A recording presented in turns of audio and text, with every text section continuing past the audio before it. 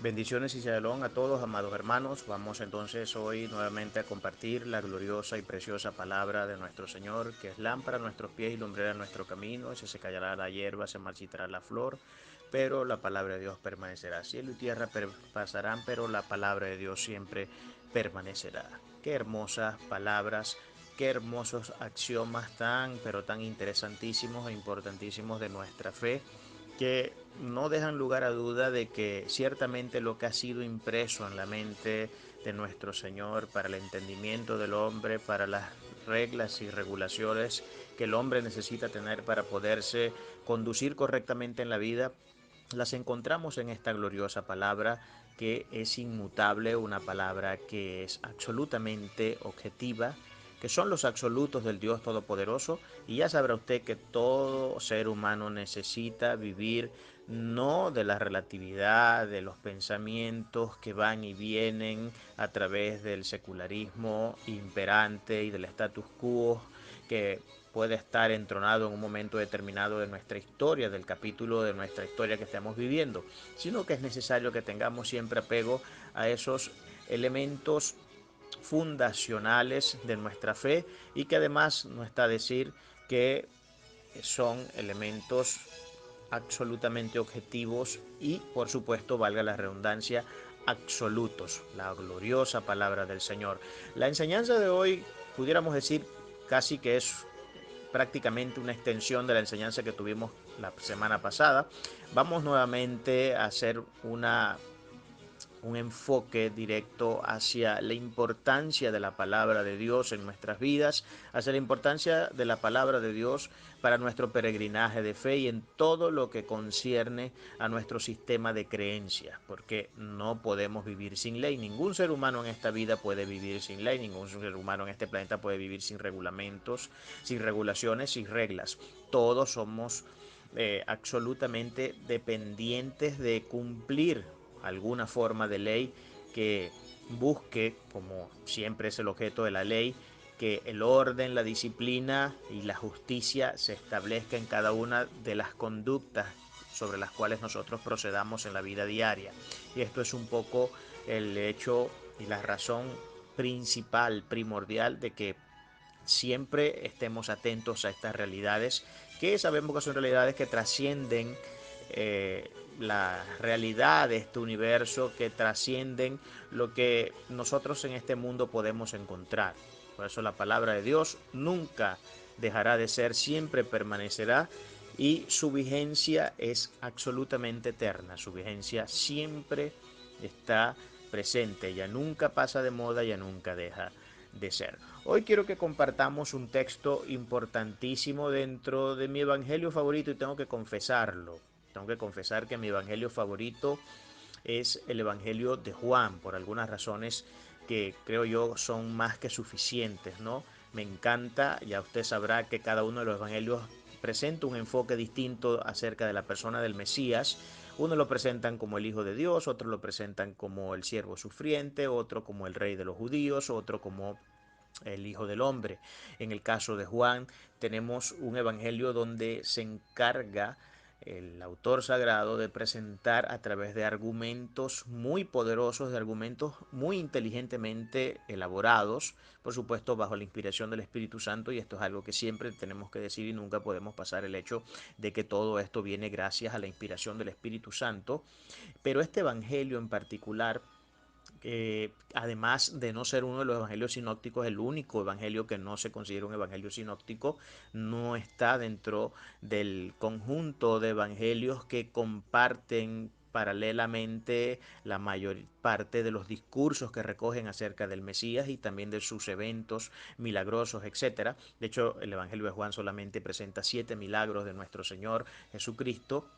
y recoge algunos mensajes, por supuesto. Pero me encanta este evangelio porque presenta a nuestro Señor Jesucristo ya no como un siervo sufriente, ya no como simplemente el rey de los judíos, no como el Hijo del Hombre, sino que lo presenta como el Dios Todopoderoso, el Hijo de Dios, por ende, como el Dios Todopoderoso, desde las afirmaciones primarias que podemos encontrar en el texto cuando comenzamos la lectura, desde los primeros versículos del libro de Juan. De manera que, sin duda alguna, este es para mí el libro que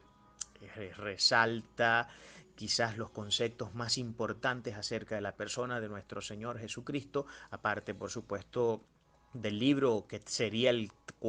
quinto evangelio, el segundo escrito por Juan, así nombrado por muchos teólogos. Yo soy de los que me sumo a esa idea de que ciertamente el Apocalipsis viene a ser el quinto evangelio y es el evangelio donde se revela al Mesías como el juez supremo del universo. Además, que si cualquiera de nosotros tiene la intención de conocer la gloria de nuestro Maestro, la gloria de nuestro Señor, no habría un libro más excelentísimo para poder estudiar la atmósfera de su gloria, de su manifestación preciosa, gloriosa, majestuosa, eternas y absolutamente distintiva del resto de las cosas que existen en este universo, que el libro de Apocalipsis. Un libro que no está de más decir que ha sido de los más malentendidos, de los más torcidos, de los más tergiversados, lamentablemente. Y bueno, en parte podemos entender las razones del por qué, ¿no? Es un libro muy críptico, un libro que tiene serias dificultades a veces por el alto lenguaje metafórico que se utiliza y figurativo, un lenguaje que ciertamente necesita ser estudiado a profundidad para que podamos estar familiarizados con él. Pero bueno, saliendo un poco de este tema, porque ciertamente vamos a hablar nuevamente acá de la palabra del Señor, pero con una referencia ya más concreta, con una referencia, digamos, que tiene sus bases hundidas en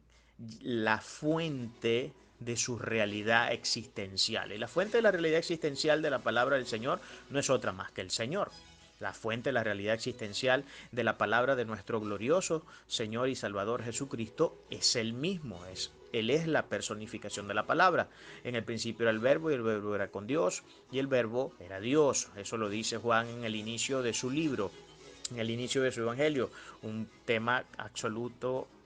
en cuanto a la manera de presentar la deidad de nuestro Señor Jesucristo y poderosísimo porque presenta seguramente los fundamentos más importantes para poder en materia apologética, por ejemplo, hacer una defensa de lo que vendría a ser el material ontológico de nuestro Señor Jesucristo. Ontológicamente, Cristo Jesús es Dios Todopoderoso. Dios Todopoderoso y no podemos verle en un grado menor que el de Dios porque ciertamente Él es Dios. Entonces vamos a engalanarnos hoy ya con...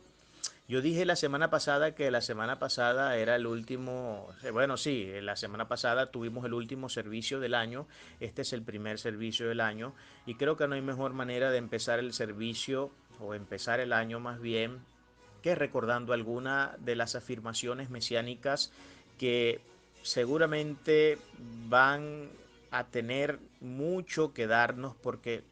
aunque solamente vamos a leer dos versículos, a lo sumo tres o cuatro, vamos a ver la inmensa carga de contenido que estos textos tienen, de los cuales podríamos estar predicando sin ningún problema muchas, pero muchas horas, porque eh, es un caudal inmenso, gigantesco de información que podemos ver dentro de este texto. Nuevamente vamos a tener acá la peculiaridad de que en los textos que vamos a estar leyendo vamos a encontrar lo mismo con lo que nos tuvimos que encarar la vez pasada. Y es que vamos a ver algunas afirmaciones que están de manera muy abstractas de parte de nuestro Señor Jesucristo, pero esa abstracción vamos a tratar de ir poco a poco desmenuzándola, vamos a ir poco a poco desmembrándola, vamos a ver cómo de alguna manera vamos a las cosas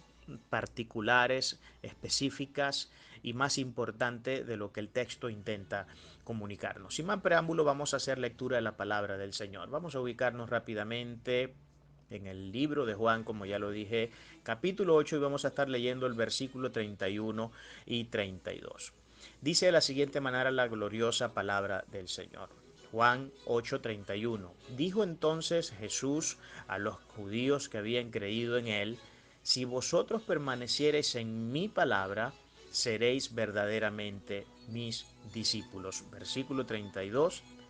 Y conoceréis la verdad, y la verdad os hará libres. Estos son textos que tienen una profunda trascendencia dentro de lo que es nuestro sistema de creencia. Son textos por demás conocidísimos por todos nosotros. No creo que haya alguno acá entre los que está escuchando la enseñanza que nunca haya pasado por esta parte del Evangelio de Juan y haya leído estos importantísimos textos que tienen mucho que decirle a nuestra fe, tienen mucho que decirle a la manera en cómo debemos proceder en nuestra conducta diaria, tienen mucho que decirle a nuestra manera de razonar, a nuestra manera de interpretar y de ver el mundo en el que vivimos. Tienen mucho que decirle, como siempre, los mensajes del Maestro en toda esa retórica simple, sencilla, está cargada de un contenido inmenso, de un contenido extraordinario, tan pero tan profundo que es casi insondable poder abarcar la plenitud de lo que el maestro nos quiere transmitir en este caso. Bueno, vamos a simplemente ceñirnos a esos dos versículos. Ya usted sabe, bueno, para los que no lo saben, yo no soy un predicador de predicar en este tipo de convención homilética, porque normalmente me gusta más hacer uso de las predicaciones de tipo expositivas. En estos dos últimos servicios he estado dando enseñanza, para los que conocen un poco de la homilética y de la hermenéutica, he estado dando enseñanzas que son más bien de tipo textual, por razones obvias, tratando de acortar y de hacer un mensaje que no sea tan intenso, tan largo, pero mi estilo personal, por lo general siempre en el 95% de los casos, es predicar de manera expositiva, agarrar grandes fracciones de la palabra de Dios e ir haciendo comentarios y exégesis versículo por versículo, e ir dando sentido a lo que el texto, a lo que el pasaje completo pueda dar. Pero bueno, vamos a trabajar con, tampoco están mal los mensajes textuales, son mensajes que, como le digo, hay versículos que pero tan cargados de contenido, y de un contenido tan pero tan profundo, que no hace falta leer 30 ni 40 versículos para poder dar una enseñanza seguramente profundísima, que abarca muchísimos aspectos de la vida, que abarca muchísimos aspectos de nuestra fe, y que seguramente van a dejar una impronta muy importante dentro de nuestro espíritu, que nos ayudará a seguir avanzando en el crecimiento de esta gloriosa fe. Le damos gloria y honra a nuestro Señor por la oportunidad que nos presenta de poder escuchar su palabra. Le pedimos a nuestro Señor que nos dé la habilidad de poder entenderla, de poder atesorarla, articularla, integrarla en nuestra vida, en nuestra conducta diaria, que el Espíritu Santo nos ilumine, traiga luz a nuestra vida en esta hora y podamos disertar, podamos correctamente trazar la palabra del Señor. En el nombre de nuestro Señor Jesucristo. Amén.